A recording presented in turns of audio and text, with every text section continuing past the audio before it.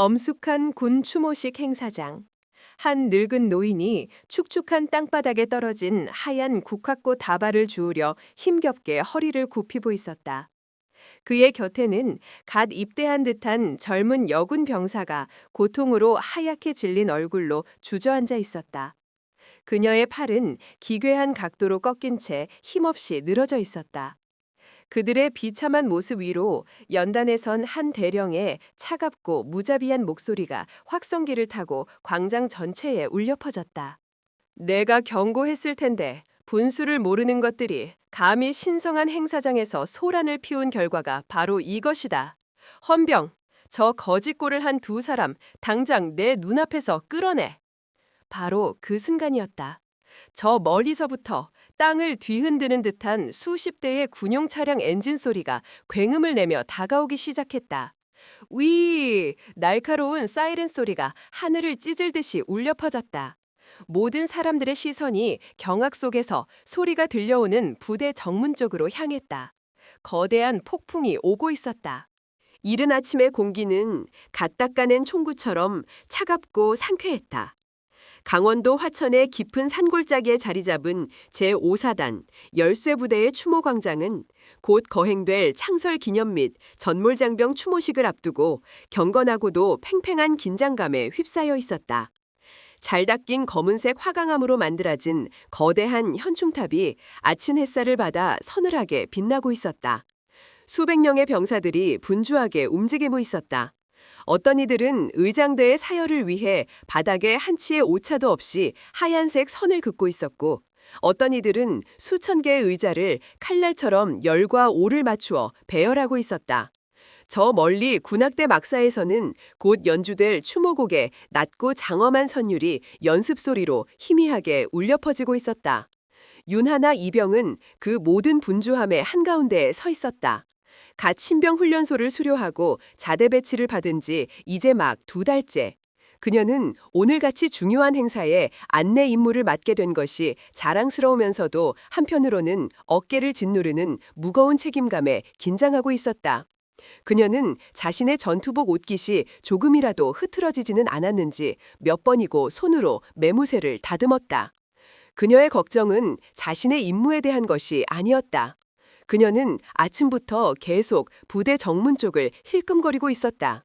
오늘 그녀의 할아버지가 이곳에 오시기로 되어 있었기 때문이다. 그녀의 할아버지 윤대호, 70의 나이, 평생을 시골에서 농사만 지으며 살아온 평범하고 과묵한 노인. 그녀는 할아버지가 이런 군대의 엄숙하고 딱딱한 분위기에 잘 적응하실 수 있을지 걱정이 되었다. 바로 그때였다. 부대 정문 쪽에서 낯익은 인형 하나가 보였다. 할아버지였다. 할아버지는 화려한 승용차에서 내리지 않았다. 그는 읍내에서 부대까지 들어오는 낡은 시골 버스에서 다른 촐로들과 함께 내렸다. 그의 옷차림은 오늘같이 특별한 날과는 전혀 어울리지 않았다. 빛이 발에 색이 누렇게 변한 낡은 잠바, 몇 번이나 빨아서 무릎이 하얗게 닳아버린 회색 면바지, 그리고 그의 주름진 손에는 그가 새벽 시장에서 직접 사오셨을 법한 작고 소박한 하얀 국화꽃 다발이 들려 있었다. 하나는 자신도 모르게 맡은 구역을 잠시 이탈하여 할아버지에게로 달려갔다. 할아버지, 여기까지 어쩐 일이세요? 오시는 길 힘드시지 않으셨어요? 소녀의 반가운 목소리에 윤대호의 깊게 팬 주름진 얼굴에 따뜻한 미소가 번졌다. 오냐, 우리 강아지. 군복 입은 모습을 보니 아주 늠름하구나. 다 컸네, 다 컸어. 그는 거친 손으로 손녀의 머리를 쓰다듬어 주었다. 하지만 하나의 얼굴에는 반가움과 함께 걱정의 그늘이 드리워져 있었다. 할아버지, 근데 여긴 어떻게 들어오셨어요? 오늘 행사 때문에 외부인 출입이 엄격하게 통제된다고 했는데. 그녀는 할아버지의 남노란 옷차림을 힐끔거리며 말을 흐렸다. 주변을 지나가는 칼같이 각 잡힌 군복의 간부들과 할아버지의 모습은 너무나도 이질적이었다. 괜찮다. 윤대호는 그런 손녀의 마음을 읽었다는 듯이 부드럽게 웃어 보였다. 그는 군부대의 위압적인 분위기에도 조금도 주눅들지 않았다. 오히려 너무나도 익숙하고 편안한 모습이었다. 마치 고향집에 돌아온 사람처럼. 나는 그저 저기 인사만 하고 갈 게다. 그는 턱짓으로 저 멀리 우뚝 솟아있는 현충탑을 가리켰다. 저기에 내 아주 오래된 친구들이 잠들어 있거든. 그의 목소리가 아주 희미하게 떨리고 있었다. 그의 무심한 듯한 눈빛이 아련한 과거의 어느 한 시절을 향하고 있었다. 그의 눈에 현충탑에 새겨진 수많은 이름들이 보였다. 다른 이들에게는 그저 빽빽한 글자의 나열일 뿐이었지만 그의 눈에는 그 이름들 하나하나가 잊을 수 없는 얼굴과 목소리 그리고 뜨거웠던 추억으로 살아나고 있었다. 박상철, 이진섭, 최정훈. 그의 뇌리에 수십 년 전 베트남의 끈적하고 후덥지근한 정글의 공기가 스쳐 지나갔다. 귓가에는 귀를 찢는 총성과 포탄 소리가 아득하게 맴돌았다. 코끝에서는 비릿한 피냄새와 매캐한 화약 냄새가 느껴지는 듯했다. 547 고지. 아무도 기억하지 못하는 베트남 중부의 이름 없는 작은 언덕. 그곳에서 그는 자신의 모든 청춘과 전우들을 묻었다. 적의 대규모 포위망에 갇혀 꼼짝없이 전멸할 위기에 처했던 50명의 어린 소대원들, 그리고 그들을 살리기 위해 기꺼이 자신의 목숨을 미끼로 던졌던 20살의 젊은 중사 윤대호. 그는 살아남았다. 하지만 그의 전우들은 대부분 그곳에 잠들었다. 그는 그날 이후 단 한순간도 그들을 잊어본 적이 없었다. 그는 그들의 목까지 살아내야만 했다. 그는 언젠가 그들의 이름이 새겨진 비석 앞에 찾아가 소주 한 잔 따라 죽었다고 굳게 맹세했었다. 그리고 오늘 그는 그 낡은 약속을 지키기 위해 이곳에 온 것이었다. 그의 손에 들린 하얀 국화꽃 다발은 그 피의 맹세에 대한 증표였다. 할아버지? 하나가 상념에 잠긴 할아버지의 팔을 가만히 흔들었다. 미안하다. 내가 잠시 옛 생각에 잠겼구나. 윤대호는 씁쓸하게 웃으며 현실로 돌아왔다. 나는 저기 친구들한테 꽃 한 송이만 놓고 바로 갈 게다. 누구에게도 패 끼치지 않을 테니 너무 걱정하지 말거라. 하지만 하나의 불안감은 쉽게 가시지 않았다. 그래도요, 할아버지, 오늘 행사 책임자인 차민준 대령님이라는 분이 굉장히 원칙을 중요하게 생각하시는 깐깐한 분이라고 들었어요. 혹시라도 할아버지를 그냥 외부인으로 오해하고 막무가내로 쫓아내면 어떡해요? 그녀는 군대라는 거대한 조직의 비정함과 냉혹함을 이제 조금씩 알아가고 있었다. 그곳은 사정이나 인정보다는 규정과 계급이 먼저인 세상이었다. 괜찮다니까 이 녀석아.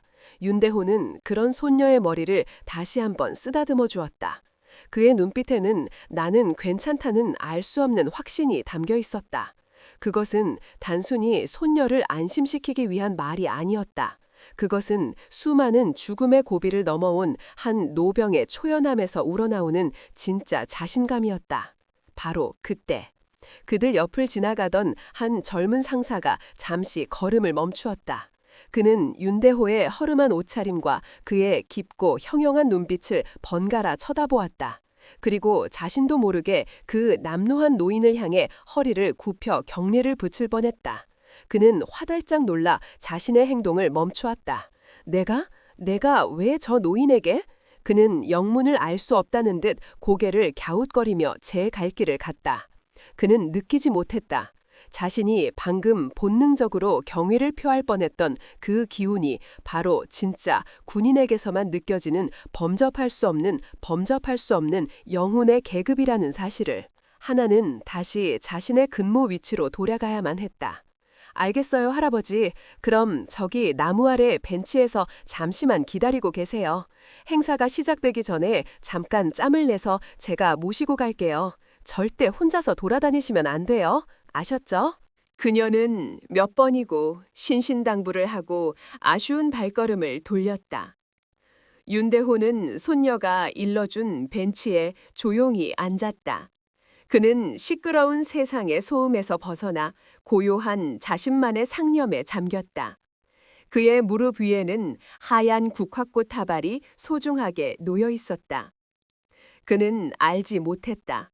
자신의 그저 순수하고 소박했던 이 추모의 발걸음이 잠시 후 이 엄숙한 행사장을 발칵 뒤집어 놓을 거대한 폭풍의 눈이 될 것이라는 사실을, 그리고 그의 이 작은 국화꽃 다발이 한 오만한 군인의 경력과 인생, 그 모든 것을 송두리째 무너뜨려 버릴 가장 날카로운 심판의 칼날이 될 것이라는 끔찍한 진실을. 운명의 시계는 이제 파국을 향해 소리 없이 움직이기 시작하고 있었다. 차민준 대령은 오늘 그 어느 때보다도 신경이 곤두서 있었다. 창설 기념식 및 전몰장병 추모식. 그것은 1년 중 사단 전체에서 가장 중요하고 엄숙한 행사였다.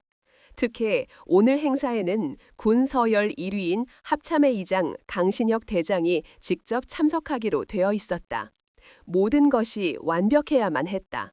아주 작은 오차나 실수도 용납될 수 없었다. 그는 행사의 모든 것을 총괄하는 의전 책임자였다. 그는 자신의 완벽주의적인 성격에 걸맞게 아침 일찍부터 행사장 구석구석을 매의 눈으로 훑으며 점검하고 있었다. 의장대의 오와 열, 단상의 마이크 음량, 심지어는 화단에 심어진 꽃의 색깔까지. 그의 날카로운 눈을 피해갈 수 있는 것은 아무것도 없었다. 그에게 규정과 격식은 종교와도 같았다. 그는 군인은 그 어떤 상황에서도 완벽한 군인의 모습을 유지해야 한다고 굳게 믿었다. 그는 겉으로 드러나는 형식과 외양을 그 무엇보다도 중요하게 생각하는 사람이었다. 바로 그때였다. 그의 매서운 미간이 사정없이 구겨졌다. 그의 완벽한 세계에 아주 거슬리는 오점 하나가 그의 시야에 들어왔기 때문이다. 행사장 한쪽 현충탑으로 향하는 길목에 낡은 벤치. 그곳에 웬 남유란 행색의 노인 하나가 멍하니 앉아 있었다. 윤대호였다. 차민준 대령의 눈에 비친 그는 그저 장소에 어울리지 않는 불청객일 뿐이었다. 낡고 해진 옷차림, 구무정한 자세, 그리고 그의 무릎 위에 초라하게 놓여있는 시든 국화꽃 다발까지. 그 모든 것이 오늘 이 완벽해야 할 행사의 격을 떨어뜨리는 불순물처럼 느껴졌다. 저 영감탱이는 대체 누구야? 경비병력은 대체 뭘 하고 있었기에 저런 거짓골을 한 노인네를 여기까지 들여보낸 거지? 그는 속으로 욕설을 내뱉으며 성큼성큼 그를 향해 걸어갔다. 그의 얼굴에는 노인에 대한 최소한의 존중이나 연민 따위는 찾아볼 수 없었다. 오직 자신의 완벽한 그림을 망쳐버린 성가신 오점을 어떻게든 지워버려야겠다는 차가운 짜증만이 가득했다. 그는 벤치 앞에 우뚝 멈춰섰다. 그의 커다란 그림자가 벤치에 앉아있는 작은 노인의 몸을 완전히 뒤덮었다. 윤대호는 상념에서 깨어나 천천히 고개를 들었다. 그의 눈앞에는 잘 다려진 대령 계급장의 군복을 입은 험상궂은 얼굴의 중년 장교가 자신을 벌레 보듯 내려다보고 있었다. 어르신, 차민준의 목소리는 강철처럼 차갑고 건조했다. 여기가 어디라고 생각하십니까? 그의 질문은 안부를 묻는 것이 아니었다. 그것은 니까짓게 감히 어디에 발을 들였느냐는 노골적인 질책이었다. 윤대호는 영문을 모르겠다는 듯 순박한 눈으로 그를 쳐다보며 대답했다. 예? 여긴 군부대 아니었습니까? 알고는 계셨군요. 차민주는 코웃음을 쳤다. 그렇습니다. 여기는 대한민국을 지키는 신성한 군부대입니다. 동네 양로원이나 공원이 아니란 말입니다. 지금 곧 국가적인 중요 행사가 시작될 예정입니다. 어르신처럼 민간인이 그것도 이런 준비구역에 함부로 앉아 계시면 안 됩니다. 그는 민간인과 준비구역이라는 단어에 힘을 주며 그의 존재 자체가 규정 위반임을 명확히 했다. 아, 예, 미안합니다. 나는 그저 잠시. 윤대호는 자리에서 일어나려 했다. 하지만 차민주는 손을 들어 그의 행동을 제지했다. 그리고 그의 머리부터 발끝까지 노골적으로 경멸적인 시선으로 훑어보았다. 그의 낡은 잠바, 달아빠진 바지, 그리고 흙먼지가 묻은 낡은 구두까지. 어르신의 그 옷차림, 오늘 이 엄숙한 행사의 격식과는 전혀 어울리지 않는군요. 그것은 그의 가난에 대한 무자비한 공격이었다. 이곳은 아무나 들어올 수 있는 곳이 아닙니다. 특히 어르신처럼 행색이 남루한 분은 더더욱 곤란합니다. 다른 귀빈들의 눈에 띄기라도 하면 부대의 위신이 뭐가 되겠습니까?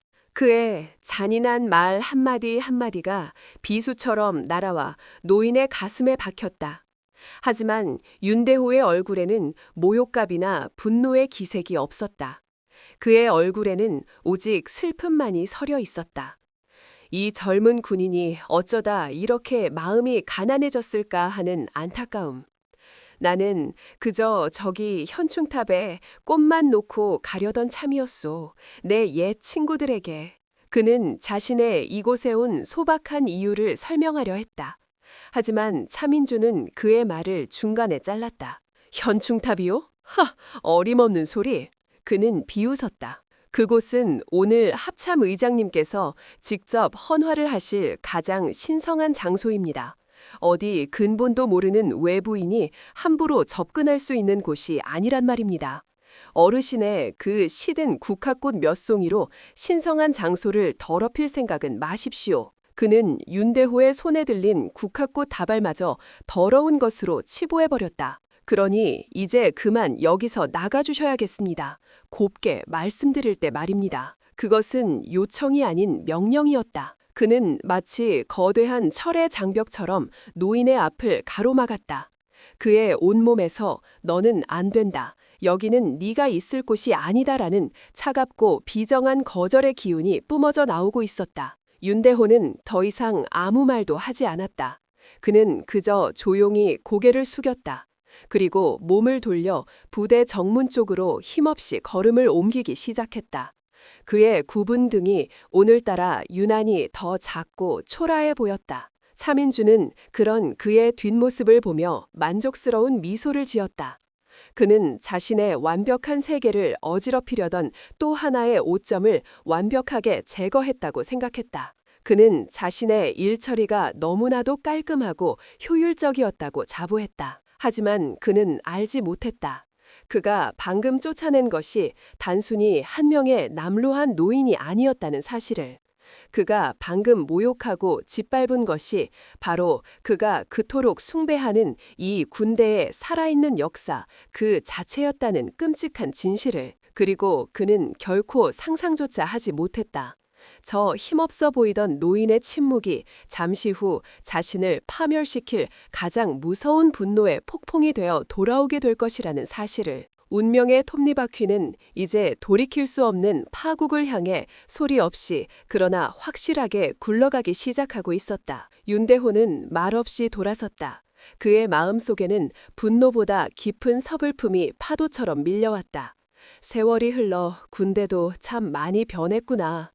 그가 젊은 시절 목숨을 바쳐 지키려 했던 군인의 명예와 전우에는 이제 저 차가운 격식과 규정이라는 허울 좋은 단어들 뒤에 숨어버린 듯했다. 그는 손녀 하나와의 약속을 떠올렸다.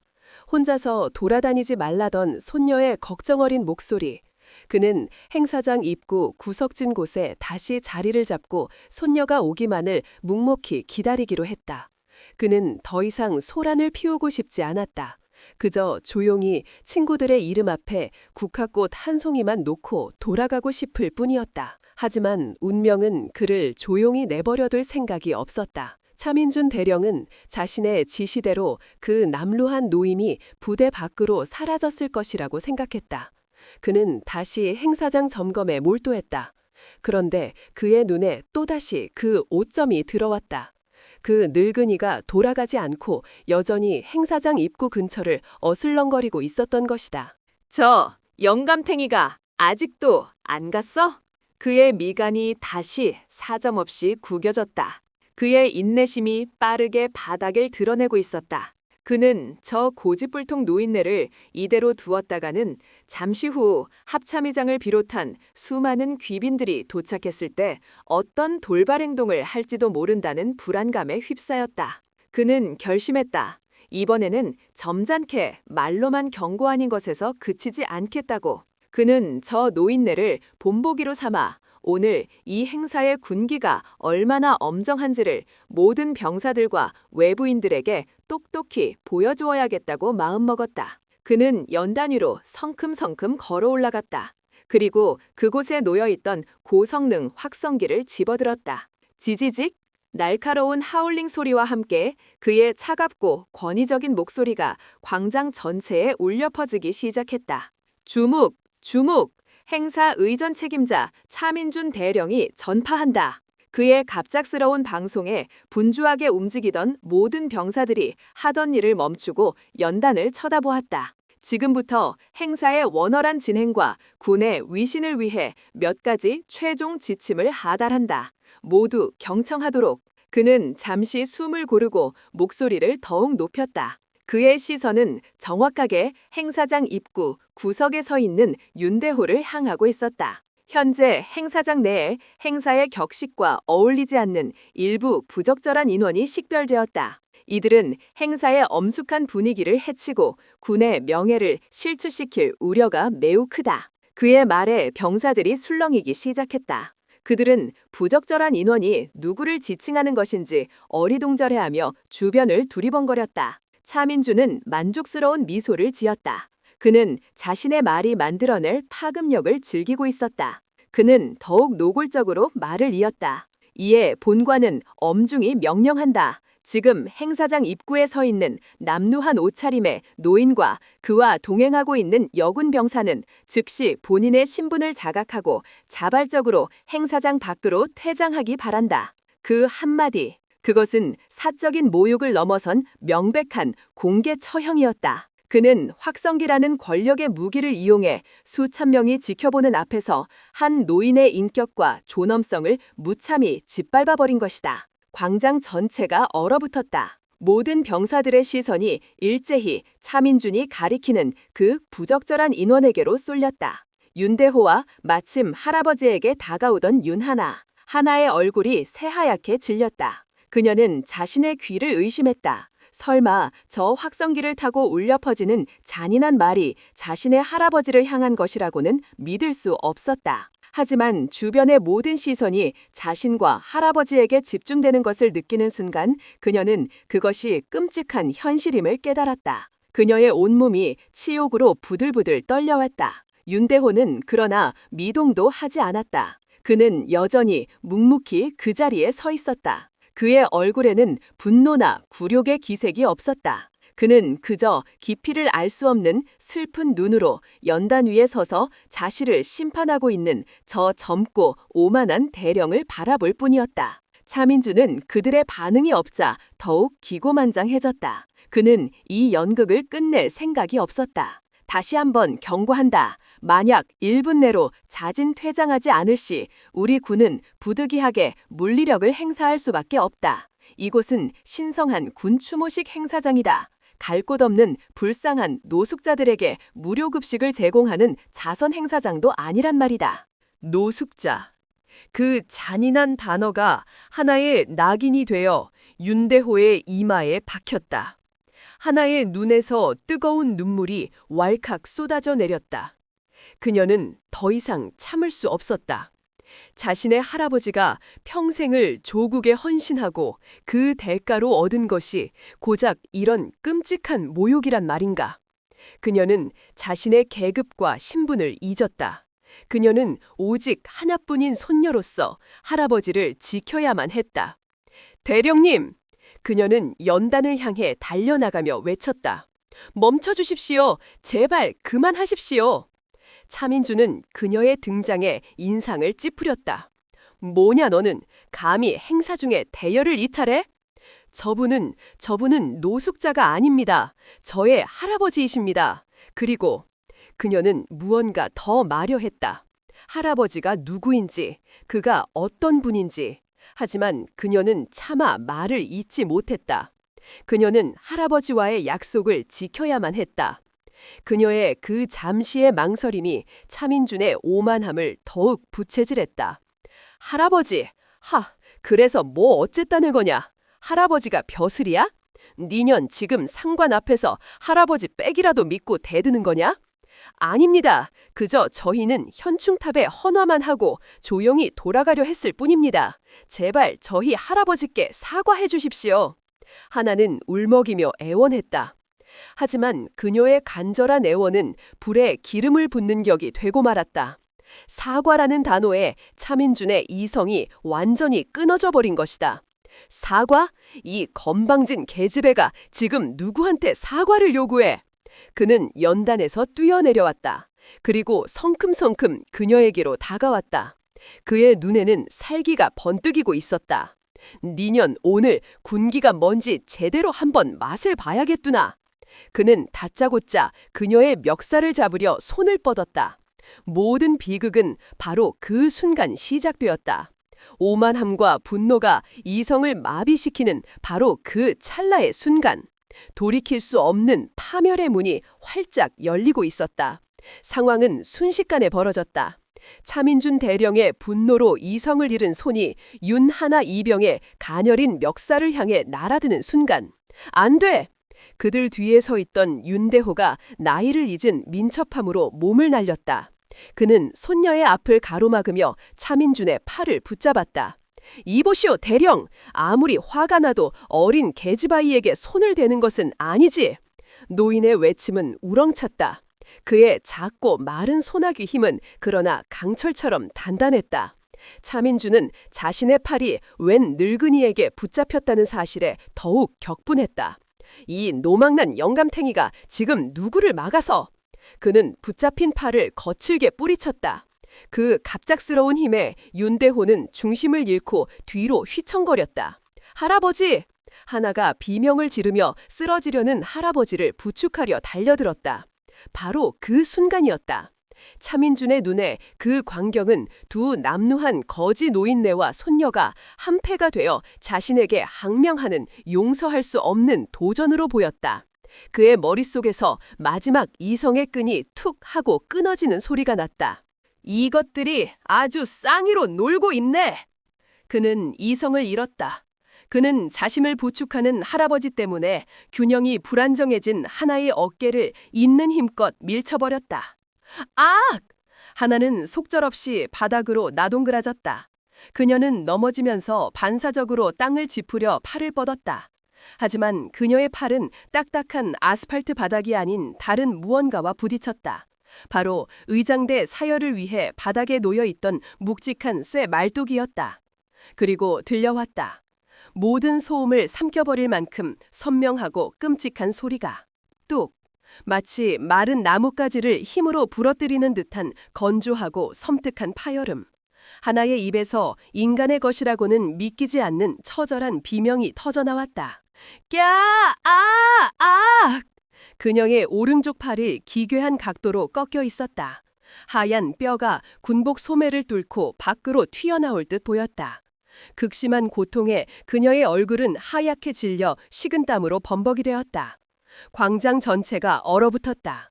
방금 전까지 확성기를 타고 울려 퍼지던 차민준의 고함 소리도 멎었다. 수천 명의 병사들은 자신들의 눈앞에서 벌어진 이 끔찍한 폭력의 현장을 믿을 수 없다는 듯 멍하니 바라볼 뿐이었다. 하나야. 윤대호의 입에서 피를 토하는 듯한 절규가 터져나왔다. 그는 넘어진 몸을 일으킬 생각도 못한 채 기어가다시피 손녀에게로 다가갔다. 아가, 내 아가, 괜찮으냐? 정신 좀 차려보거라. 그는 떨리는 손으로 손녀의 부러진 팔을 어루만지려 했다. 하지만 그의 손길이 닿기도 전에 하나는 극심한 고통에 경기를 일으키듯 몸을 떨었다. 차민준은 그제야 자신이 무슨 짓을 저질렀는지를 깨달았다. 하지만 그의 얼굴에는 후회나 죄책감의 기색이 없었다. 오히려 그의 눈에는 감히 나를 귀찮게 한 대가라는 잔인하고 뒤틀린 정당화의 빛이 떠올랐다. 그는 자신의 실수를 인정하는 대신 이 모든 상황을 그들의 탓으로 돌리기로 마음먹었다. 그는 다시 연단 위로 올라가 확성기를 집어들었다. 그리고 이 경악스러운 상황을 지켜보고 있는 모든 병사들을 향해 외쳤다. 모두 보았을 것이다. 저 두 사람이 먼저 행사를 방해하고 상관인 나에게 물리적으로 저항했다. 지금 벌어진 이 불상사는 전적으로 군의 규율을 어지럽힌 저들의 잘못으로 발생한 안타까운 사고일 뿐이다. 그는 자신의 명백한 폭력 행위를 정당 방위이자 불의의 사고로 둔갑시키려 했다. 나는 의전 책임자로서 군의 기강을 바로 세우려 했을 뿐이다.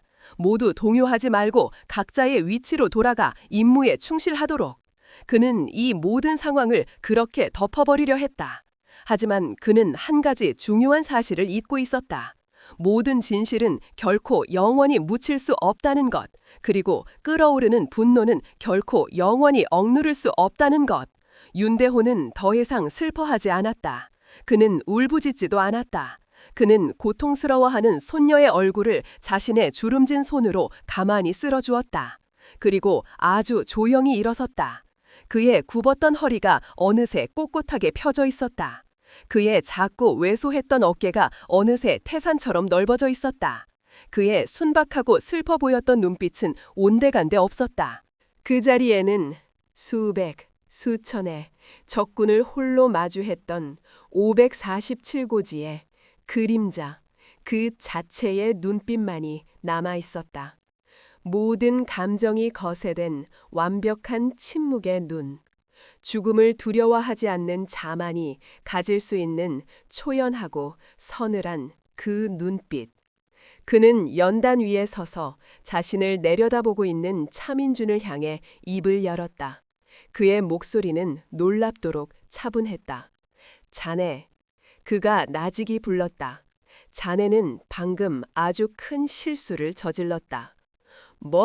뭐야, 이 영감탱이가 아직도 정신을 못 차렸나? 차민준이 경멸적으로 쏘아붙였다. 자네는 단순히 내 손녀의 팔을 부러뜨린 것이 아니다.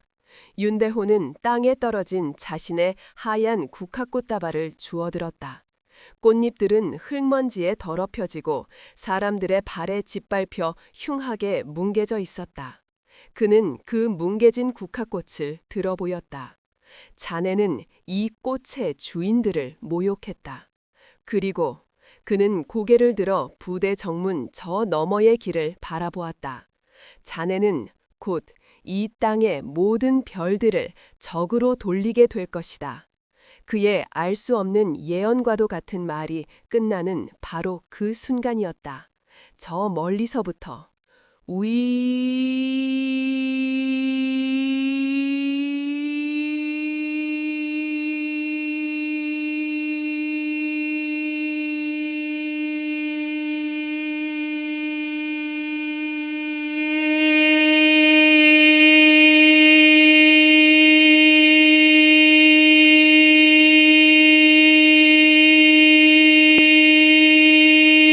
하늘을 찢는 날카로운 사이렌 소리가 들려오기 시작했다. 쿡쿡쿡쿡쿵. 대지를 뒤흔드는 수십 대의 군용 차량 엔진 소리가 지축을 울리며 다가오고 있었다. 광장의 모든 사람들이 경악 속에서 소리가 들려오는 부대 정문 쪽으로 고개를 돌렸다. 무언가 오고 있었다. 아무도 상상하지 못했던 거대한 무언가가. 분노한 신의 분대가 오고 있었다. 차민준의 얼굴이 하얗게 질리기 시작했다. 그는 직감했다. 방금 자신이 저지른 작은 실수가 이제 돌이킬 수 없는 파멸이 되어 자신을 삼키러 오고 있다는 끔찍한 진실을. 심판의 시간은 그렇게 예고 없이 시작되고 있었다. 사이렌 소리는 점점 더 커져만 갔다. 그것은 단순한 구급차의 사이렌 소리가 아니었다. 그것은 수십, 수백 대의 경광등이 동시에 울부짖는 거대한 불협화음이었다. 쿡쿡쿡쿵. 땅의 울림은 이제 진동이 되어 발밑에서부터 온몸으로 전해져 왔다. 마치 거대한 지진이라도 일어난 것처럼. 광장의 모든 사람들이 넋을 잃고 부대 정문 쪽만을 바라보고 있었다. 마침내 그 실체가 모습을 드러냈다. 부대 정문의 육중한 철문이 안쪽으로 활짝 열렸다. 아니, 열린 것이 아니었다. 굉음과 함께 뜯겨져 나간 것이었다. 그리고 그 부서진 문틈으로 검은색 강철의 홍수가 밀려 들어오기 시작했다. 선두에는 날카로운 사이렌을 울리는 수십 대의 헌병대 군용 지프가 먼지를 일으키며 달려들어왔다. 그 뒤를 이어 육중한 바퀴 소리를 내며 K808 차륜형 장갑차들이 마치 성난 콧불 쏘대처럼 연병장을 향해 돌진했다. 장갑차의 상부에는 중기관총을 거치한 사수들이 서슬퍼른 눈빛으로 주변을 경계하고 있었다. 그것은 군대의 행렬이 아니었다. 그것은 적진을 향해 돌격하는 거대한 강철의 군단 그 자체였다. 차량들은 연병장으로 진입하자마자 약속이라도 한 듯 일사불란하게 움직였다. 그들은 순식간에 광장 전체를 거대한 원형으로 완벽하게 포위했다. 수십 대의 차량에서 내뿜는 헤드라이트 불빛이 일제히 광장 중앙을 비추었다. 끽! 날카로운 타이어 마찰음과 함께 모든 차량이 동시에 멈춰섰다. 철컥, 철컥, 철컥. 수백 명의 완전 무장한 군인들이 차량에서 일제히 뛰어내렸다. 그들은 한치의 오차도 없는 동작으로 광장 중앙을 향해 총구를 겨누며 2중 3중의 인간 방어선을 구축했다. 그들의 손에 들린 K2C1 소총의 검은 총구가 한낮의 태양 아래 차갑게 빛났다. 이 모든 일이 불과 1분도 채 되지 않는 짧은 시간 동안에 벌어졌다. 방금 전까지 엄숙한 추모 행사가 열리던 평화로운 광장은 이제 금방이라도 전쟁이 터질 듯한 일촉즉발의 전쟁터로 변해 있었다. 차민준 대령은 연단 위에서 얼어붙은 채 이 비현실적인 광경을 내려다보고 있었다. 그의 뇌는 정지했다. 그는 지금 무슨 일이 벌어지고 있는지 도무지 이해할 수 없었다. 이게 무슨 일이지? 훈련인가? 아니야, 훈련일 리가 없어. 그렇다면 쿠데타? 말도 안 돼. 그의 머릿속이 하얗게 비어 있었다. 그는 자신도 모르게 확성기를 든 채 소리쳤다. 누구냐? 너희들 어느 부대 소속이냐? 감히 허락도 없이 신성한 사단 행사장을 침범해. 당장 책임자 나와. 그의 고함은 그러나 수백 명의 총구 앞에서 공허한 메아리가 될 뿐이었다. 아무도 그에게 대답하지 않았다. 그들은 그를 마치 존재하지 않는 사람처럼 취급했다. 바로 그때였다. 포위망의 한가운데 길이 열렸다. 그리고 차량 행렬의 가장 마지막에 따라 들어온 가장 크고 육중한 검은색 지휘 차량 한 대가 천천히 그 길을 따라 광장 중앙으로 들어왔다. 차량의 앞 유리에는 4개의 별이 선명하게 빛나고 있었다. 대장, 대한민국 군서열 1위, 합참의 의장 강신혁 대장이었다. 차량은 연단 바로 앞에 멈춰섰다. 뒷좌석의 문이 열렸다. 그리고 그 안에서 한 장군이 천천히 모습을 드러냈다. 완벽하게 각 잡힌 대장 예복, 수많은 훈장들이 그의 가슴에서 눈부시게 빛나고 있었다. 그의 얼굴은 분노와 슬픔으로 돌처럼 굳어 있었다. 그의 눈에서는 지옥의 유황불보다도 더 뜨거운 분노의 불길이 이글거리고 있었다. 차민조는 자신의 눈을 의심했다. 합참의장님, 의장님께서 왜 여기에, 그것도 저런 엄청난 병력을 이끌고. 그는 본능적으로 연단에서 뛰어내려가 그에게 경례를 붙이려 했다. 충성, 대령 차민준. 하지만 그의 경례는 끝나지 못했다. 강신혁 대장은 그를 쳐다보지도 않았다. 그는 자신을 영접하려 나온 사단장과 다른 장성들의 경례조차 받지 않았다. 그의 시선은 오직 한 곳에만 고정되어 있었다. 연단 아래 흙바닥에 주저앉아 팔이 부러진 어린 손녀를 부둥켜 안고 망연자실해 있는 한 남루한 노인. 강신혁 대장의 눈이 붉게 충혈되었다. 그는 걷지 않았다. 그는 뛰었다. 대한민국 군서열 1위가 사성 장군이 체면도 격식도 모든 것을 내던지고 마치 아버지를 만난 어린 아이처럼 그 노인을 향해 달려갔다. 그는 노인의 바로 앞에서 멈춰섰다. 그리고 그는 모두가 지켜보는 앞에서 믿을 수 없는 행동을 했다. 그는 자신의 한쪽 무릎을 꿇었다. 왕이 황제에게 하듯, 제자가 스승에게 하듯, 아들이 아버지에게 하듯.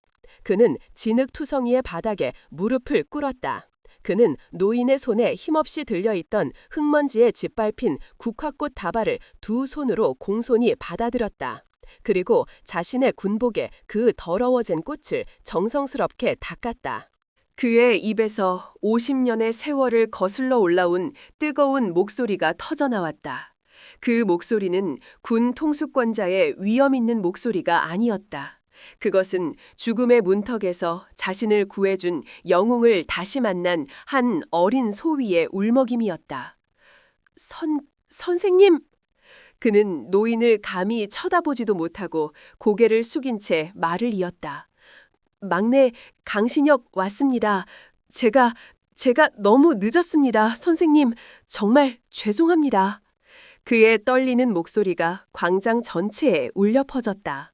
그 한마디, 그 믿을 수 없는 광경, 그것은 차민준 대령의 뇌리에 박힌 마지막 이성의 파편을 완전히 박살내버렸다. 선생님? 막내 강신혁? 그의 머릿속에서 잊혀졌던 군의 전설 하나가 떠올랐다. 547 고지. 그리고 그곳에서 홀로 수백 명의 적군을 막아내고 50명의 소대원들을 살려낸 이름 없는 영웅. 547 고지의 그림자. 그리고 그 살아남은 50명의 소대원들 중 가장 어리고 풋내기였던 막내 소위. 그의 이름이 바로 강신혁. 차민준의 눈이 뒤집혔다. 그의 다리가 풀렸다. 그는 연단 위에서 그대로 무너져 내렸다. 그는 이제야 비로소 깨달았다. 자신이 방금 무슨 짓을 저질렀는지를. 자신이 거지라고 모욕하고 그의 혈육의 팔을 부러뜨린 저 남루한 노인이 바로 자신이 평생을 존경한다고 입버릇처럼 말해왔던 대한민국 군의 살아있는 신화, 그 자체였다는 끔찍하고도 잔인한 진실을. 천둥이 쳤다. 마른 하늘에 날벼락이 떨어진 것이 아니었다. 분노한 신이 직접 강림한 것이었다.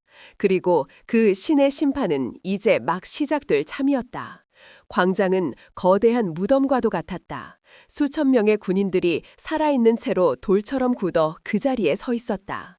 그들의 눈과 귀는 오직 한 곳, 광장 중앙에서 벌어지고 있는 비현실적인 광경에 못 박혀 있었다. 대한민국군 서열 1위 사성 장군이 남루한 행색의 한 노인 앞에 무릎을 꿇고 있었다. 그의 손에는 흙먼지에 더럽혀진 하얀 국화꽃 다발이 세상에서 가장 소중한 보물인 양 들려 있었다. 그의 입에서는 선생님이라는 경외심 가득한 단어가 울먹임과 함께 새어나오고 있었다. 윤대호는 아무 말 없이 자신의 앞에 무릎 꿇은 백발의 노장군을 내려다보았다. 그의 깊은 눈에는 수십 년의 세월이 강물처럼 흘러가고 있었다. 그는 눈앞에 이 사성 장군의 모습 위로 50년 전 핏덩이 같았던 20살의 어린 소위 강신혁의 얼굴을 겹쳐보고 있었다. 포탄이 비처럼 쏟아지던 547 고지의 진흙탕 참호 속 죽음의 공포에 질려 사시나무처럼 떨고 있던 그 앳된 얼굴. 중사님, 저희 이제 다 죽는 겁니까? 아니다. 정신 똑바로 차려, 이 새끼야. 군인이 죽는 소리 하는 거 아니야. 내가 반드시 너희들 모두 살려서 고향으로 돌려보내주마. 약속한다. 그 아득했던 약속. 그는 그 약속을 지켰다. 그리고 그때 살아남았던 어린 소녀는 이제 세월의 풍파를 견뎌내고 한 나라의 군을 책임지는 거대한 산이 되어 그의 앞에 돌아와 있었다. 일어나게, 강소위. 윤대호의 입에서 50년 전에 그 호칭이 흘러나왔다. 그의 거칠고 주름진 손이 강신혁 대장의 별 넷이 빛나는 어깨를 부드럽게 감쌌다. 언제까지 땅바닥에 무릎을 꿇고 있을 겐가? 자네는 이제 일개 소위가 아니라 이 나라, 국군을 책임지는 대장일세, 채통을 지키게. 그의 나직하지만 힘있는 목소리에 강신혁은 그제야 고개를 들었다. 그의 눈에는 뜨거운 눈물이 가득 고여 있었다. 그는 노인의 손을 붙잡고 어린아이처럼 일어섰다. 선생님, 살아 계셨군요. 저희 모두는 선생님께서 그날 고지에서 전사하신 줄로만. 나 같은 늙은 놈 목숨은 질긴 법이지. 윤대호는 씁쓸하게 웃어 보였다. 자네야말로 아주 훌륭한 군인이 되었구나. 내가 평생을 바랐던 바로 그 모습이야. 아주 자랑스럽네, 강소희. 두 노병의 눈빛이 허공에서 마주쳤다. 그들의 눈빛 속에는 50년이라는 긴 세월도 감히 지울 수 없었던 뜨거운 전우애와 깊은 신뢰가 담겨 있었다. 바로 그때였다. 강신혁의 따뜻했던 눈빛이 순식간에 얼음처럼 차갑게 변했다. 그의 시선이 윤대호의 등 뒤 바닥에 쓰러져 고통스럽게 신음하고 있는 어린 여군 병사 윤하나에게로 향했다. 그리고 그녀의 기괴하게 꺾여 있는 팔. 선생님, 이 아이는, 이 상처는 대체... 그의 목소리가 분노로 낮게 가라앉았다. 윤대호는 아무 말 없이 고개를 가로저었다. 그리고 연단 위에서 이미 넋이 나간 채 무너져 내린 차민준 대령을 턱짓으로 가리켰다. 강신혁의 고개가 천천히 그쪽으로 돌아갔다. 그의 눈에 모든 상황이 그림처럼 들어왔다. 연단 위에 버려진 확성기, 바닥에 흩어져 있는 국화꽃 잎들, 그리고 부러진 팔을 부여잡고 울고 있는 손녀와 그 곁을 지키는 남루한 노인, 그리고 그 모든 것을 내려다보고 있는 오만한 대령. 그의 온몸의 피가 거꾸로 솟구치는 듯했다. 그는 감히 상상조차 할 수 없었다. 자신이 평생을 스승이자 생명의 은인으로 가슴에 품고 살아온 이 위대한 영웅이 오늘 이 자리에서 어떤 끔찍한 모욕과 수모를 겪었는지를. 그의 발걸음이 움직이기 시작했다. 그는 더 이상 울먹이던 막내 소위가 아니었다. 그는 대한민국 국군을 호령하는 사성 장군, 자신의 스승을 모욕하고 그의 혈육을 해친 용서할 수 없는 죄인을 심판하기 위해 움직이는 분노의 화신이었다. 그가 한 걸음 한 걸음 연단을 향해 다가갈수록 광장에 모인 수천 명의 병사들은 숨을 죽였다. 그들은 지금 자신들이 역사의 한복판에 서 있다는 사실을 직감했다. 차민준 대령은 자신에게 다가오는 거대한 죽음의 그림자를 멍하니 올려다보았다. 그는 도망칠 생각조차 하지 못했다. 그의 모든 감각이 마비된 듯했다. 강신혁은 연단 위에 멈춰섰다. 그는 바닥에 주저앉아 있는 차민준을 내려다보았다. 그의 그림자가 차민준의 온몸을 덮었다. 그는 아무 말도 하지 않았다. 대신 그는 행동했다. 그는 자신의 허리춤에 차고 있던 장군용 권총을 천천히 뽑아 들었다. 철컥, 차가운 장전 소리가 광장 전체에 울려 퍼졌다. 차민준은 자신을 향해 겨누어진 검은 총구를 보고 마침내 짐승 같은 비명을 질렀다. 하지만 강신혁은 그를 쏘지 않았다. 대신 그는 총구를 하늘로 향했다. 그리고 방아쇠를 당겼다. 탕! 한 발의 총성. 그것은 신호였다. 그 총성과 동시에 광장을 포위하고 있던 수백 명의 헌병 특임대원들이 약속이라도 한 듯 일제히 자신들의 소총을 하늘로 향해 들어올렸다. 그리고 그들의 입에서 땅을 뒤흔드는 거대한 함성이 터져나왔다. 그것은 분노의 함성도 아니었다. 그것은 슬픔의 함성도 아니었다. 그것은 자신들의 진짜 영웅을 마침내 다시 만난 후배 군인들이 바치는 최고의 존경과 예우였다. 547 고지에 영웅께 대하여 경례! 수백 명의 총구가 하늘을 찌르듯이 솟아올랐다. 수백 명의 군화발이 땅을 울렸다. 수백 명의 목소리가 하나가 되어 전설을 향해 포효했다. 그것은 50년의 세월을 뛰어넘어 마침내 돌아온 영웅을 위한 가장 장엄하고 가장 뜨거운 장군의 경례였다. 윤대호는 그 엄청난 광경을 멍하니 바라보았다. 그의 눈에서 자신도 모르게 뜨거운 눈물이 흘러내렸다. 그는 50년 동안 가슴속 깊은 곳에 묻어두었던 그날의 기억과 전우들을 떠올렸다. 그는 비로소 깨달았다. 아무도 자신을 기억하지 못하는 것이 아니었다. 그들은 잊지 않고 있었다. 그들은 기다리고 있었다. 자신들의 진짜 영웅이 돌아오기만을. 그는 더 이상 이름 없는 그림자가 아니었다. 그는 대한민국 국군이 영원히 기억해야 할 살아있는 역사 그 자체였다. 그의 명예는 그렇게 50년의 세월을 돌아 가장 눈부신 방식으로 자신의 자리를 되찾고 있었다. 수백 발의 총성이 메아리가 되어 하늘로 흩어졌다. 장군의 경례라 끝나자 광장에는 다시 경건한 침묵이 내려앉았다. 강신혁 대장은 천천히 총을 내렸다. 그는 먼저 자신의 부관을 불러 신속하게 명령을 하달했다. 지금 즉시 군 최고의 정형외과 군의관을 헬기로 이곳에 부른다. 그리고 선생님과 손녀분을 가장 안전하고 편안한 곳으로 모셔 단 함치의 소홀함도 없도록. 그의 명령에 의무병들이 즉시 움직였다. 그들은 들것을 가져와 윤대호와 고통 속에서도 눈물을 흘리며 이 모든 광경을 지켜보고 있던 윤하나를 조심스럽게 부축했다. 윤대호는 떠나기 전 강신혁의 어깨를 한 번 굳게 잡아주었다. 그 한 번의 손길에 너무 과하게 하지는 말게라는 노병의 따뜻한 당부가 담겨 있었다. 강신혁은 말없이 고개를 끄덕였다. 두 사람이 시야에서 완전히 사라진 후 강신혁의 얼굴에서 온기가 사라졌다. 그의 얼굴은 다시 분노한 신의 얼굴로 돌아와 있었다. 그는 천천히 연단을 향해 걸어 올라갔다. 그리고 바닥에 엎드려 사시나무처럼 떨고 있는 차민준의 손에서 확성기를 빼앗아들었다. 그는 차민준을 발길로 걷어차고 싶은 충동을 간신히 억눌렀다. 지금은 사적인 분노를 터뜨릴 때가 아니었다. 그는 이 자리에 모인 수천 명의 젊은 장병들에게 오늘 이 끔찍한 사건의 본질이 무엇인지, 그리고 군인으로서 진정으로 지켜야 할 가치가 무엇인지를 뼛속 깊이 새겨주어야만 했다. 그는 확성기를 입에 대었다. 지지직!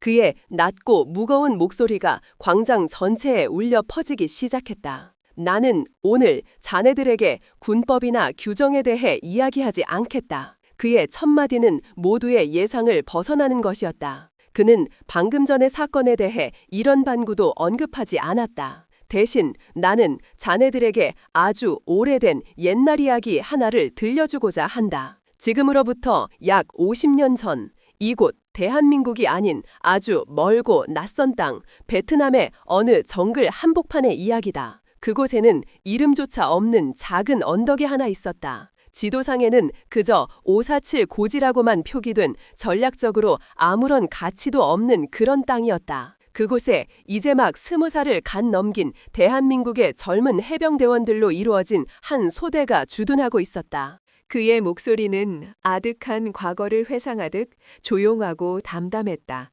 하지만 그 담담함 속에는 차마 말로 다 형용할 수 없는 깊은 슬픔과 고통, 그리고 뜨거운 존경심이 배어 있었다. 그들은 어렸다. 너무나도 어렸다. 그들 대부분은 태어나서 총이라는 것을 처음 만져본 평범한 시골의 청년들이었다. 그들은 어머니가 싸주신 된장찌개를 그리워했고 고향에 두고 온 풋사랑의 연인을 생각하며 밤마다 눈물 훔치던 그런 평범한 아들들이었다. 그리고 그 50명의 어린 양들을 이끄는 한 명의 젊은 늑대가 있었다. 25살의 윤대호 중사. 그는 말이 없었고 무뚝뚝했지만 그 누구보다도 부하들을 아끼고 사랑하는 진정한 군인이었다. 광장은 숨소리 하나 들리지 않는 완벽한 침묵에 휩싸였다. 수천 명의 젊은 병사들은 마치 전설 속의 영웅서사시를 듣는 아이들처럼 그의 이야기에 완전히 매료되었다. 어느 비오는 밤이었다. 적군 수백 명이 포위망을 좁혀 들어왔다. 통신은 끊겼고 보급은 바닥났다. 그들은 완벽하게 고립되었다. 죽음의 그림자가 그들의 목을 조여오고 있었다. 소대장은 전사했다. 남은 병력은 공포에 질려 울부짖었다. 바로 그때 윤 중사는 무너져가는 전우들을 일으켜 세웠다. 그는 말하지 않았다. 행동으로 보여주었다. 그는 가장 먼저 참호 밖으로 뛰쳐나가 빗발치는 총탄을 뚫고 적의 기관총 진지를 향해 돌격했다. 그의 등 뒤로 살아남은 부하들이 따랐다. 그들은 그 작은 고지 위에서 10여 시간을 싸웠다. 먹지도 자지도 못하고 오직 살기 위해, 그리고 옆의 전우를 지키기 위해 싸우고 또 싸웠다. 하지만 중과부적이었다. 탄약은 떨어져 가고 부상자는 늘어만 갔다. 모두가 죽음을 직감한 바로 그 순간 윤 중사는 마지막 결심을 했다. 그는 남은 소대원들을 이끌고 포위망의 가장 취약한 부분을 돌파하여 퇴로를 확보하라고 명령했다. 그리고 그는 자신 혼자 그 자리에 남아 수백 명의 적군을 막아서겠다고 했다. 부하들은 울며 반대했다. 함께 죽겠다고 했다. 하지만 그는 단호했다. 이것은 명령이다. 너희는 군인이다. 그리고 군인은 살아서 임무를 완수해야 한다. 너희의 임무는 살아남아 너희를 기다리는 가족의 품으로 돌아가는 것이다. 어서 가라. 이것은 너희들의 선임이자 상관으로서 내리는 내 마지막 명령이다. 강신혁의 목소리가 미세하게 떨리기 시작했다. 그는 50년 전 자신의 귓가를 때렸던 그 마지막 명령을 떠올리고 있었다. 그는 남은 수류탄과 탄약을 자신의 몸에 두른 채 홀로 남아 좁은 협곡을 지켰다. 그는 수백 명의 적군을 상대로 혼자서 2시간을 버텼다. 그의 총구가 불을 뿜을 때마다 수많은 적들이 쓰러져 나갔다. 그는 말 그대로 그림자가 되어 귀신처럼 싸웠다. 덕분에 남은 50명의 소대원들은 기적적으로 포위망을 뚫고 살아남을 수 있었다. 그리고 그 고지 위에는 수백 구의 적군 시체와 함께 윤대호 중사의 흔적은 어디에서도 찾을 수 없었다. 군은 그를 전사로 처리했다. 그리고 시간이 흐르면서 547 고지의 비극은 베트남 전쟁의 수많은 이름 없는 전투 중 하나로 잊혀져 갔다. 강신혁은 잠시 말을 멈추었다. 그는 눈을 감고 그날 함께 살아남았던 전우들의 얼굴을 떠올렸다. 그리고 그들의 목숨을 구해준 한 위대한 영웅의 얼굴을 떠올렸다. 그는 다시 눈을 떴다. 그의 시선은 연단 아래 엎드려 있는 차민준 대령을 향하고 있었다. 오늘 그의 목소리가 지축을 울리는 천둥처럼 변해 있었다. 그 죽은 줄만 알았던 영웅이 돌아왔다. 그는 그 어떤 보상도 명예도 바라지 않았다. 그는 그저 50년 전 먼저 떠나보낸 옛 친구들의 넋을 기리기 위해 작은 국화꽃 타발 하나를 들고 조용히 이곳을 찾았을 뿐이다. 그리고 오늘 우리는 그 위대한 영웅에게 무엇을 했는가? 그의 목소리가 칼날처럼 날카로워졌다. 우리는 그의 남루한 옷차림을 비웃었고 그의 순수한 추모의 마음을 규정이라는 이름으로 짓밟았다. 우리는 그를 거지라고 모욕했고 그의 혈육의 탈을 부러뜨렸다. 이것이 우리가 우리의 영웅을 대하는 방식인가? 이것이 자네들이 목숨 바쳐 지키겠다고 맹세한 대한민국 국군의 명예인가? 그의 포효에 수천 명의 병사들이 일제히 고개를 숙였다. 그들의 얼굴은 부끄러움으로 시뻘겋게 달아올랐다. 강신혁은 마침내 모든 이야기에 마침표를 찍었다. 그의 시선은 다시 차민준을 향했다. 그 살아남은 50명의 소대원들 중 가장 어리고 가장 겁 많았던 막내 소위가 있었다. 그 소위는 그날 윤대호 중사에게 목숨을 빚졌다. 그는 평생을 그 빚을 갚기 위해 살아왔다. 그는 자신의 가슴을 주먹으로 쳤다. 그리고 그 막내 소위가 바로 나 강신혁이다. 그런데 너는 차민준 대령, 너는 오늘 내 스승을 모욕했고 내 생명의 은인을 짓밟았다. 그의 눈에서 뜨거운 분노의 눈물이 흘러내렸다. 이제 네 놈의 죄를 물을 차례다. 네가 그토록 좋아하던 규정의 이름으로. 강신혁 대장의 피를 토하는 듯한 마지막 외침은 단순한 개인적인 분노의 표출이 아니었다. 그것은 잊혀진 영웅을 대신한 역사의 고발이었고 오만함에 눈이 먼 후손들을 향한 서슬퍼른 심판의 선고였다. 광장은 물을 끼얹은 듯 조용했다. 수천 명의 병사들은 감히 고개를 들지 못했다. 그들은 자신들이 얼마나 큰 죄를 방관했는지를 뼈저리게 깨닫고 있었다. 그들은 자신들의 눈앞에 서 있던 남루한 노인이 자신들이 매일 군가를 부르며 기리는 그 위대한 영웅들 중 한 사람이었다는 사실에 전율했다. 강신혁은 더 이상 확성기를 들고 있지 않았다. 하지만 그의 다음 목소리는 그 어떤 확성기 소리보다도 더 크고 무겁게 연병장 전체를 울렸다. 그는 천천히 연단에서 내려왔다. 그리고 바닥에 완전히 넋이 나간 채 엎드려 있는 차민준의 앞에 섰다. 그의 목소리는 이제 분노를 넘어 깊은 경멸과 환멸로 가득 차 있었다. 고개를 들어라, 차민준. 그의 명령에 차민준은 마치 목이 부러진 인형처럼 힘없이 고개를 들었다. 그의 얼굴은 눈물과 콧물 그리고 공포로 완전히 망가져 있었다. 강신혁은 그의 눈을 똑바로 쳐다보았다.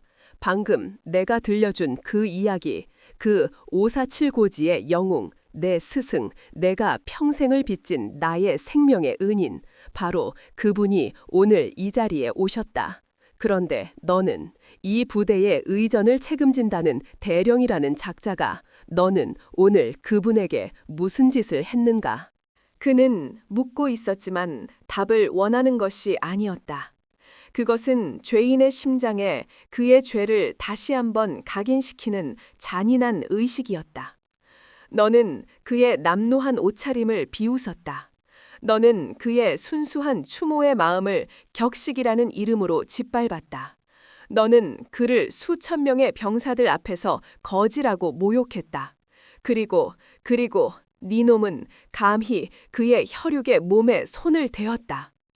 그의 목소리가 다시 높아졌다. 네 놈이 입버릇처럼 말하던 그 규정과 격식이 대체 무엇을 위한 것이냐? 나라를 위해 목숨을 바친 영웅을 모욕하고 그의 가족을 짓밟기 위한 것이 바로 네 놈이 말하는 군의 규정이었더냐? 아닙니다, 의장님. 저는 정말 몰랐습니다. 그분이 그런 분이신 줄 정말 몰랐습니다. 차민준은 비로소 변명을 하기 시작했다. 그는 자신의 죄를 뉘우치는 것이 아니라 그저 몰랐을 뿐이라고 애원하고 있었다. 하지만 그의 그 비겁한 변명은 강신혁의 마지막 남은 자비심마저 불태워버렸다. 몰랐다고? 강신혁의 입가에 얼음 같은 미소가 걸렸다. 그래, 몰랐을 수도 있겠지. 하지만 설령 그분이 이름 없는 전쟁 영웅이 아니었다 한들, 그저 평범한 이 나라의 늙은 국민 중 한 사람이었다 한들, 네 놈이 오늘 저지른 그 만행이 용서받을 수 있을 것이라고 생각하는가? 군복은 벼슬이 아니다. 군복은 국민을 지키라고 입혀준 것이지 군민 위에 군림하라고 입혀준 것이 아니란 말이다. 그런데 네 놈은 그 신성한 군복을 입고 네 놈이 지켜야 할 가장 야판 국민을 짓밟았다. 그것이 네 놈의 용서받을 수 없는 진짜 죄다. 그는 더 이상 그와 말을 섞을 가치가 없다는 듯 고개를 돌렸다. 그리고 자신을 기다리고 있던 헌병대장을 향해 명령했다. 헌병대장, 옛 의장님, 군형법 제52조의 2 초병 특수폭행, 군형법 제62조 가혹행위, 그리고 국가유공자 예우 및 지원에 관한 법률 제39조 국가유공자 모독죄 적용 가능한 모든 법규를 적용하여 그는 차민준을 손가락으로 가리켰다. 저 자를 현 시간부로 긴급 체포한다. 그의 선고가 떨어지는 순간 2명의 헌병 크김대원이 달려들어 차민준의 양팔을 거칠게 꺾어 뒤로 돌렸다. 철컥 차가운 수갑이 그의 손목에 채워졌다. 안 돼. 나는 억울해. 나는 몰랐다고. 놔. 이놈들, 이건 놔. 차민준은 마지막 발악을 하며 저항했다. 하지만 그의 저항은 최정의 특임대원들 앞에서 어린아이의 투정처럼 무력할 뿐이었다. 그는 짐승처럼 질질 끌려나갔다. 그의 비명소리가 점점 멀어져 갔다. 심판은 끝났다. 하지만 강신혁의 임무는 아직 끝나지 않았다. 그는 다시 연단 위로 올라갔다. 그는 이 부끄러운 역사의 현장을 지켜본 모든 장병들에게 이 사건을 영원히 기억하게 만들어야만 했다. 그는 자신의 부관을 불렀다. 부관, 지금 즉시 인사사령부에 연락해서 윤대호 선생의 모든 기록을 다시 확인하도록. 아마 전사자 명단에 올라가 있을 것이다. 그 기록을 정정하고 그분이 그동안 받지 못했던 모든 혜택과 예우를 소급 적용하여 최고의 수준으로 모실 수 있도록 조치하게. 예, 알겠습니다. 그리고 선생님께서 한사코 거부하셨던 그 을지 무공 훈장, 지금 당장 이곳으로 가져오도록. 50년이 지났지만 훈장의 주인은 따로 있었으니 이제라도 제 주인을 찾아주어야지. 그의 명령은 계속되었다. 또한 오늘을 기점으로 이 부대의 창설 기념일은 547 고지 전승 기념일로 명칭을 변경한다.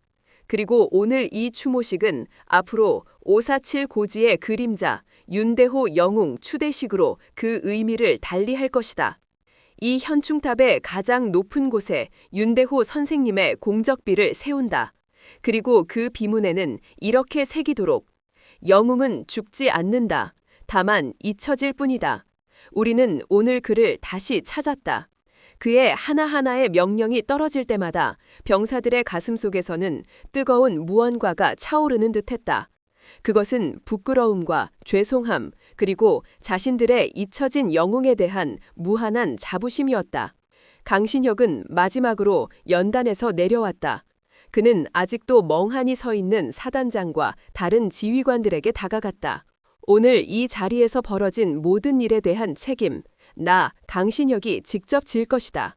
하지만 당신들 역시 그 책임에서 자유로울 수 없을 것이다. 그의 목소리는 차가웠다.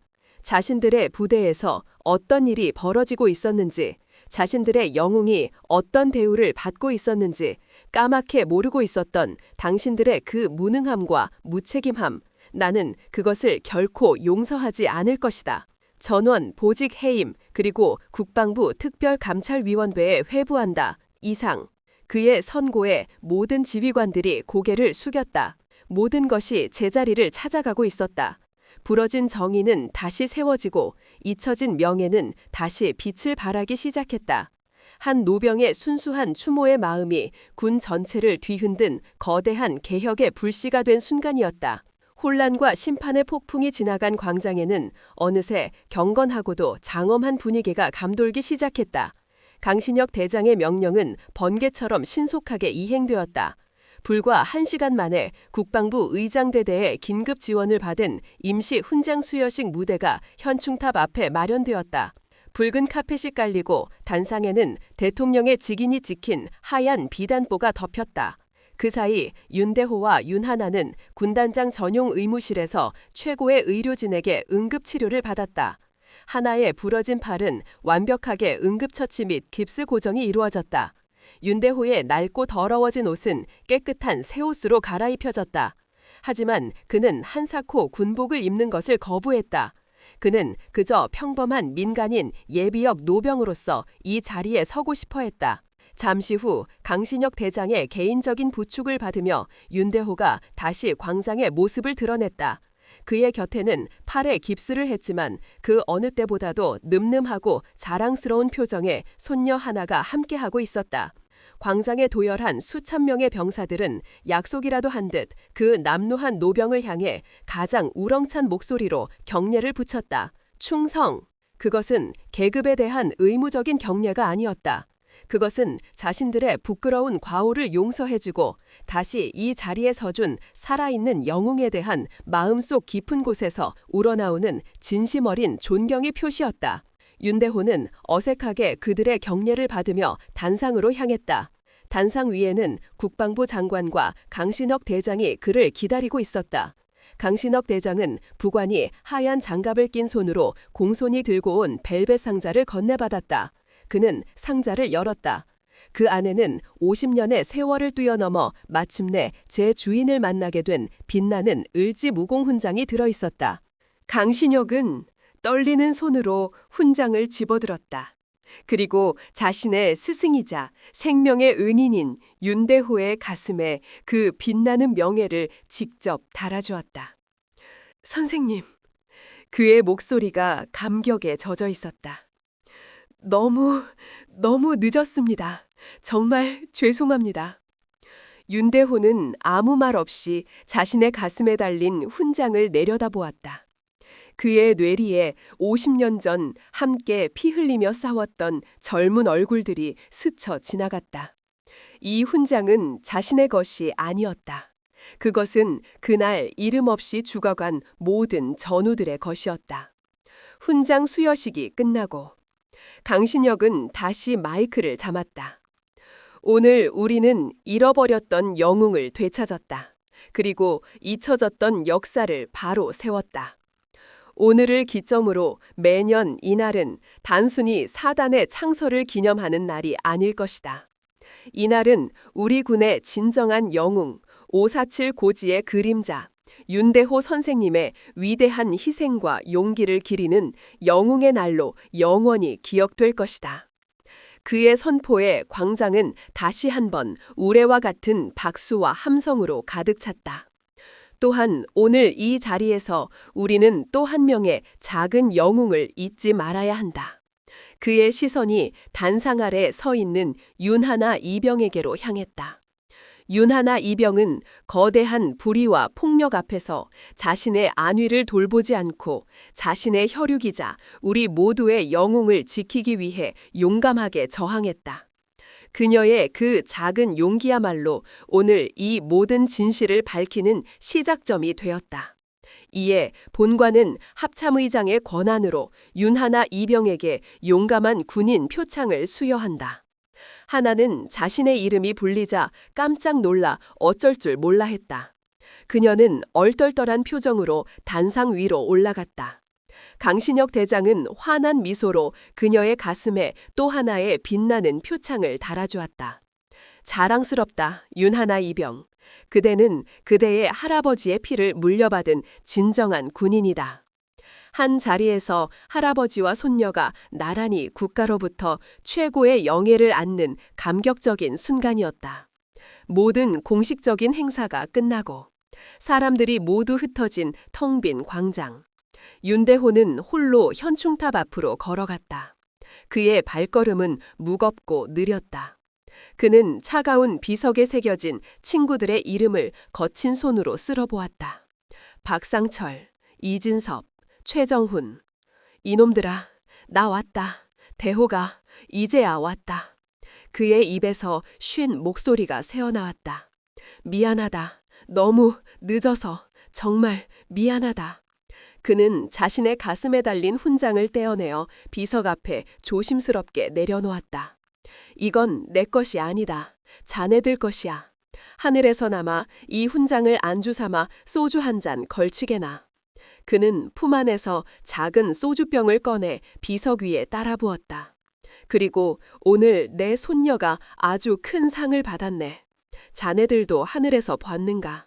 내 손녀, 아주 훌륭한 군인이 다 되었어. 자네들이 목숨 바쳐 지킨 이 나라에서 저렇게 예쁘고 씩씩하게 자라주었네. 고맙네. 정말 고맙네. 그의 눈에서 뜨거운 눈물이 쉴 새 없이 흘러내렸다. 50년간 가슴속에 묻어두었던 슬픔과 그리움 그리고 미안함이 한꺼번에 터져나온 것이었다. 그는 어린아이처럼 친구들의 이름을 부르며 한참을 서럽게 울었다. 그의 등 뒤로 강신혁 대장과 윤하나가 조용히 다가와 섰다. 그들은 아무 말 없이 노병의 슬픈 뒷모습을 지켜보며 그의 눈물이 그칠 때까지 묵묵히 기다려주었다. 한참의 시간이 흐른 후 윤대호는 마침내 눈물을 닦고 몸을 돌렸다. 그의 얼굴에는 더 이상 슬픔의 흔적이 없었다. 오히려 마음에 큰 짐을 모두 내려놓은 듯 평온하고 온화한 미소가 걸려 있었다. 이제 다 끝났다. 그가 나직이 말했다. 이제 정말 집으로 돌아갈 시간이구나. 그의 되찾은 명예는 화려한 훈장이나 사람들의 환호 속에 있는 것이 아니었다. 그것은 50년 만에 다시 만난 친구들과의 약속을 지키고 그들의 이름 앞에 소주 한 잔 따라줄 수 있게 된 바로 이 순간에 있었다. 그는 더 이상 바랄 것이 없었다. 그의 길고 길었던 전쟁은 마침내 정말로 끝이 난 것이었다. 공식적인 행사는 끝났지만 547 고지의 그림자를 향한 후배 군인들의 정의는 이제부터가 시작이었다. 강신혁 대장의 특별 지시로 윤대호와 윤하나는 사단 내에서 가장 좋은 VIP 숙소에 머물게 되었다. 하지만 그들을 위한 진짜 예우는 화려한 숙소가 아니었다. 다음 날 아침부터 그들의 숙소 앞에는 끝이 보이지 않는 긴 줄이 늘어서기 시작했다. 사단의 모든 장교와 부사관 그리고 병사들이 자신들의 살아있는 영웅에게 직접 경의를 표하기 위해 자발적으로 찾아온 것이었다. 그들의 손에는 화려한 선물이나 꽃다발이 들려있지 않았다. 그들의 손에는 오직 잘 닦인 자신들의 소총 한 자루만이 들려 있었다. 그들은 윤대호의 앞에 한 명씩 다가와 말없이 가장 절도 있는 동작으로 받들어 총 경례를 붙였다. 군인이 군인에게 바칠 수 있는 최고의 존경의 표시였다. 그들 중에는 어제 차민준의 편에 서서 그를 조롱하고 방관했던 몇몇 간부들도 섞여 있었다. 그들은 차마 윤대호의 얼굴을 쳐다보지도 못한 채 깊이 고개를 숙이고 자신들의 과오를 눈물로 사죄했다. 윤대호는 그 누구도 책망하지 않았다.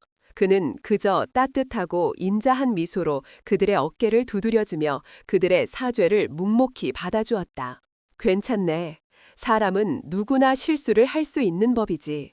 중요한 것은 그 실수를 뉘우치고 다시는 반복하지 않으려는 그 마음일세. 그의 너그러운 용서에 젊은 후배 군인들은 더 큰 감동과 존경심을 느끼게 되었다.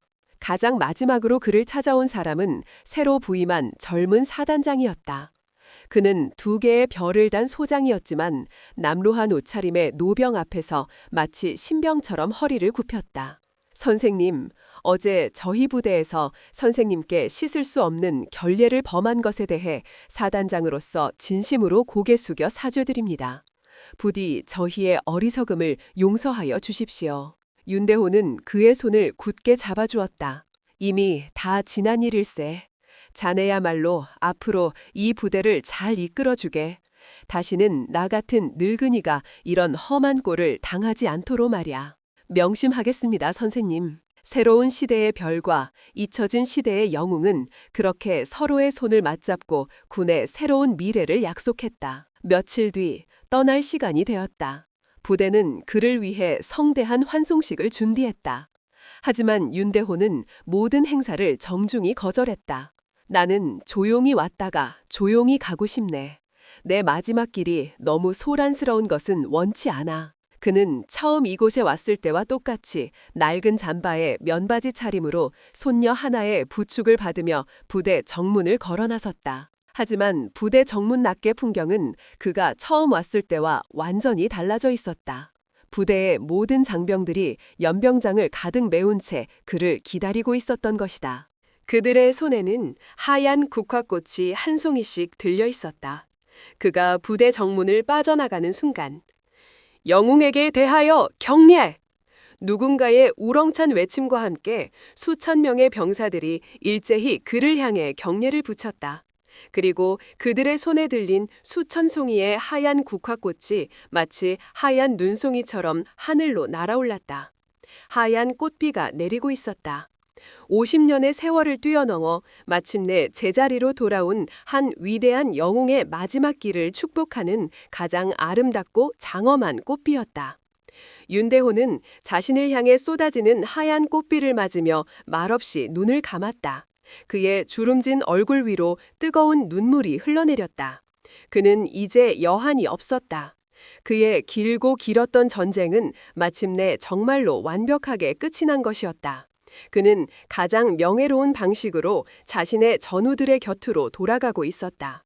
꽃비가 그치고 수천 명의 군인들이 떠나간 빈 광장에는 다시 고요함이 찾아왔다. 하지만 그 고요함은 더 이상 외롭거나 쓸쓸하지 않았다. 그것은 모든 것을 훌훌 털어버린 자만이 느낄 수 있는 충만하고 평화로운 고요함이었다. 윤대호는 떠나지 않았다. 그는 손녀 하나와 강신혁 대장과 함께 다시 현충탑 앞으로 향했다. 그의 마지막 인사가 아직 끝나지 않았기 때문이었다. 현충탑은 며칠 전과는 사뭇 다른 모습이었다. 탑의 주변은 흠잡을 데 없이 깨끗하게 정돈되어 있었고 비석에 새겨진 이름들은 정성스럽게 닦여 반짝이고 있었다. 그리고 비석의 가장 앞에는 그날 수천 명의 병사들이 하늘로 던졌던 하얀 국화꽃들이 마치 하얀 소미불처럼 소복하게 쌓여 있었다. 그것은 후배 군인들이 자신들의 잊혀진 영웅들에게 뒤늦게나마 바치는 진심 어린 사죄이자 존경의 표시였다. 윤대호는 그 꽃들 앞에 조용히 섰다. 그는 더 이상 울지 않았다. 그의 얼굴에는 오랜 친구를 만난 듯 편안하고 따뜻한 미소가 걸려 있었다. 그는 자신이 가져왔던 작고 소각했던 국화꽃 다발을 그 화려한 꽃더미 위에 조심스럽게 올려놓았다. 그의 낡은 국화꽃은 수천 송이의 화려한 꽃들 속에서 오히려 가장 빛나 보였다.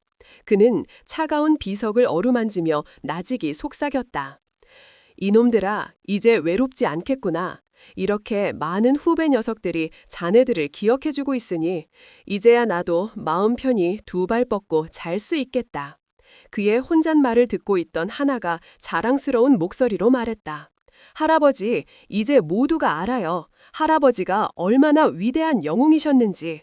저 비석에 잠들어 계신 할아버지의 친구분들도 하늘에서 아주 기뻐하고 계실 거예요. 그 말에 윤대호는 천천히 고개를 저었다. 그는 손녀를 돌아보며 부드럽지만 단호한 목소리로 말했다. 하나야, 내 할아버지. 진짜 영웅은 내가 아니다. 그는 손가락으로 자신의 가슴에 달린 빛나는 훈장과 현충탑에 새겨진 수많은 이름들을 차례로 가리켰다. 진짜 영웅은 바로 저 차가운 돌멩이 아래 잠들어 있는 내 친구들이다.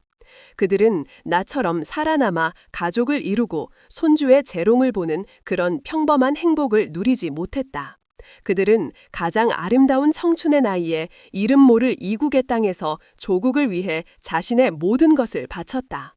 그들은 돌아오겠다는 약속을 지키지 못했고 그들의 이름은 역사 속에서 잊혀져 갔다. 나는 영웅이 아니다. 나는 그저 운이 좋았던 생존자일 뿐이다. 그 친구들의 목까지 살아남아 그들의 이야기를 대신 전해야 할 의무를 가진 늙은 전령일 뿐이지. 그의 목소리는 담담했지만 그 안에는 그 어떤 영웅 서사시보다도 더 깊고 무거운 울림이 있었다. 하나와 강신혁은 아무 말도 할 수 없었다. 그들은 비로소 깨달았다. 진정한 영웅의 위대함은 화려한 무공이나 빛나는 훈장에 있는 것이 아니라는 사실을. 그것은 자신을 낮추고 먼저 떠나간 전우를 기억하는 그 겸허하고 뜨거운 마음에 있다는 것을, 하는 것을. 할아버지, 하나의 눈에 다시 눈물이 고였다. 윤대호는 그런 손녀의 눈물을 닦아주며 환하게 웃었다. 그러니 하나야, 너는 나를 기억할 필요가 없다. 대신 저 이름들을 기억해 주렴. 그리고 너의 후배들에게도 잊지 말고 전해주어라. 우리가 지금 누리고 있는 이 평화가 결코 거저 주어진 것이 아니라는 사실을. 수많은 이름 없는 영웅들의 피와 눈물 위에 서 있다는 사실을 말이다. 그것이 그가 후손들에게 남기고 싶은 유일한 유산이었다. 잊지 말아달라는 그 간절한 부탁. 강신혁 대장은 두 할아버지와 손녀의 모습을 묵묵히 지켜보았다. 그의 가슴 속에서도 뜨거운 무언가가 차오르고 있었다. 그는 오늘 자신의 스승에게서 다시 한번 가장 중요하고 위대한 가르침을 얻었다. 겸손, 그리고 기억. 그는 결심했다. 다시는 이 땅에 잊혀진 영웅이 나오지 않도록 하겠다고. 그는 군의 역사를 바로 세우고 이름 없이 사라져간 모든 영웅들의 헌신을 찾아내어 그들의 명예를 되찾아주는 일에 자신의 남은 군생활 전부를 바치기로 굳게 맹세했다. 윤대호가 남긴 용기의 유산은 그렇게 한 사람의 가슴에서 또 다른 사람의 가슴으로 조용히 그러나 힘차게 이어지고 있었다. 세 사람은 한참 동안 말없이 현충탑을 바라보았다. 차가운 가을바람이 그들의 옷깃을 스치고 지나갔다. 하지만 그들의 마음은 그 어느 때보다도 뜨겁고 충만했다. 저 멀리 서산 너머로 붉은 저녁 노을이 물들고 있었다. 그것은 마치 50년 전 이름 없는 고지 위에서 장렬히 산화해간 젊은 영웅들이 뒤늦게나마 자신들을 기억해준 후손들에게 보내는 마지막 경례처럼 보였다. 가장 길고 길었던 하루가 그렇게 저물고 있었다. 하지만 그 하루는 끝이 아니었다. 그것은 잊혀졌던 역사가 다시 숨쉬기 시작한 새로운 시작이었다. 그날 이후 윤대호는 다시 평범한 시골 노인의 삶으로 돌아갔다. 그는 정부가 제공하는 최고의 예우와 보상을 모두 정중히 사양했다.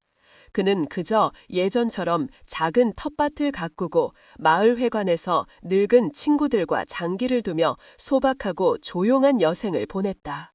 하지만 그의 삶은 예전과 같지 않았다. 그의 작은 시골집에는 주말마다 손님들이 끊이지 않았다. 그를 할아버지라 부르며 찾아오는 젊은 군인들이었다. 제37 보병여단의 병사들은 휴가를 나올 때마다 약속이라도 한 듯 가장 먼저 그의 집을 찾아와 인사를 드렸다. 그들은 쭈뼛거리며 자신들의 군생활 이야기나 여자친구 자랑을 늘어놓았고 윤대호는 그런 그들의 이야기를 친손자처럼 따뜻한 미소로 들어주었다. 그의 집은 어느새 군인들을 위한 따뜻한 쉼터가 되어 있었다. 윤하나 역시 훌륭한 군인으로 성장했다.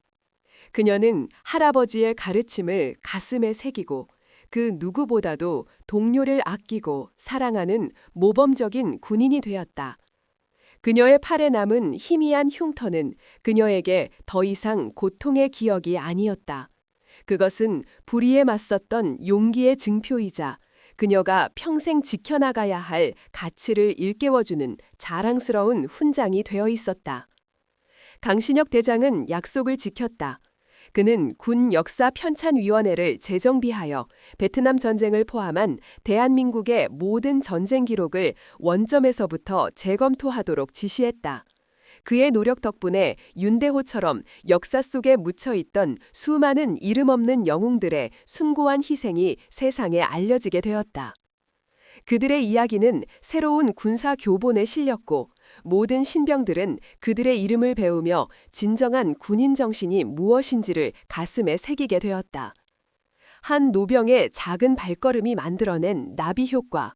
그것은 군 전체를 더욱 건강하고 명예롭게 만드는 거대한 변화의 물결이 되어 퍼져나가고 있었다. 한 벌의 군복은 한 명의 대령을 만들 수 있습니다. 하지만 그것이 한 명의 진정한 군인을 만들지는 못합니다. 차민준 대령은 누구보다도 화려하고 각 잡힌 군복을 입고 있었습니다. 그는 격식과 규정을 목숨처럼 여겼습니다. 하지만 그는 군복의 진짜 무게를 알지 못했습니다. 그는 자신이 입고 있는 그 군복이 바로 윤대호와 같은 이름 없는 영웅들의 피와 땀으로 짜여졌다는 사실을 몰랐습니다. 진정한 명예는 어깨 위에 반짝이는 별의 개수에 있는 것이 아닙니다. 그것은 오늘날의 우리를 있게 한 그 숭고한 희생들을 얼마나 깊이 존중하고 기억하는지에 달려 있습니다. 윤대호 선생님의 이야기는 우리에게 묻고 있습니다. 우리는 과연 우리의 영웅들을 제대로 기억하고 있는가? 우리는 과연 그들의 희생에 걸맞은 삶을 살아가고 있는가?